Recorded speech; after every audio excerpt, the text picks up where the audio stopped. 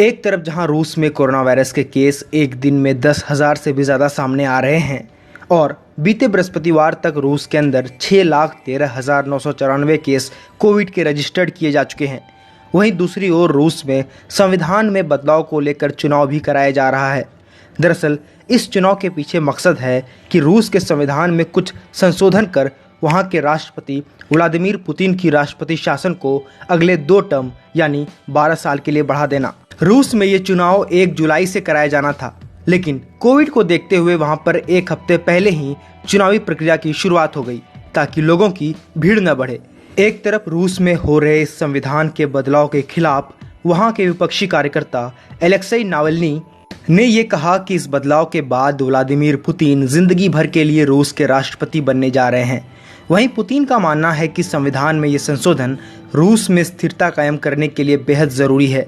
हालांकि पुतिन ने साफ तौर पर यह बात नहीं कही है कि वे 2024 के राष्ट्रपति चुनाव का हिस्सा होने वाले हैं और उन्होंने ये भी बताया कि उनके पास दूसरे विकल्प भी मौजूद है। लेकिन वोटिंग के पीछे जो मकसद सामने निकल कर आ रही है उसके मुताबिक व्लादिमीर पुतिन अपना कार्यकाल कम से कम 2036 तक तो चलाना ही चाह रहे हैं और संविधान में संशोधन के बाद राष्ट्रपति पुतिन के पास ये शक्ति होगी कि वो टॉप जजेस और प्रोसिक्यूटर्स को नॉमिनेट कर सकें। इसी के साथ संविधान में कुछ कंजर्वेटिव डिसीजन या यूं कहें रूढ़िवादी विचारधारा की भी एंट्री होने वाली है, जिसके तहत गे मैरिज पर प्रतिबंध लगाया जाएगा और फेथ ऑफ गॉड जैसी बातों का समर्थन भी किया जा सकता है। संविधान में संशोधन का असर रूस के अर्थव्यवस्था पर भी पड़ने वाला है। न्यूनतम वेतन और मुद्रास्फीति के अनुरूप ही स्टेट के पेंशन और इकोनॉमिक चेंजेस भी किए जा सकते हैं। इस चुनाव के खिलाफ आवाज उठाने वाले एक्टिविस्ट एलेक्सेई नावल्नी ने इस चुनाव को तख्तापलट और संविधान का उल्लंघन भी बताया।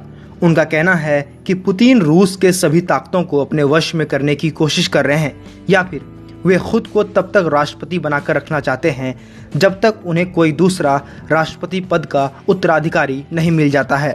67 वर्षीय राष्ट्रपति व्लादिमीर पुतिन, जो रूस के नेशनल सिक्योरिटी KGB में इंटेलिजेंस ऑफिसर भी रह चुके हैं, उन्होंने पिछले 20 साल में कई बार रूस को लीड किया है, चाहे साल 1999 से 2000 हो और 2008 से लेकर 2012 तक बतौर प्रधानमंत्री के तौर पर हो या फिर साल 2012 से लेकर अब तक राष्ट्रपति के तौर पर। संविधान के संशोधन की बात राष्ट्रपति पुतिन साल 1993 के वक्त से ही करते आए हैं और रूस के दोनों पार्लियामेंट से इसे पास भी कराया जा चुका है। लेकिन पुतिन का मानना है कि इस मामले पर रूस की जनता क्या सोचती है वो ज़्यादा अहम है, इसलिए अभी ये चुनाव कराए जा रहे हैं।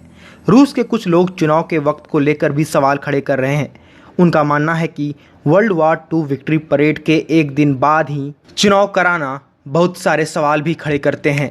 पीयूष कुमार की रिपोर्ट, हेडलाइंस 21 के लिए।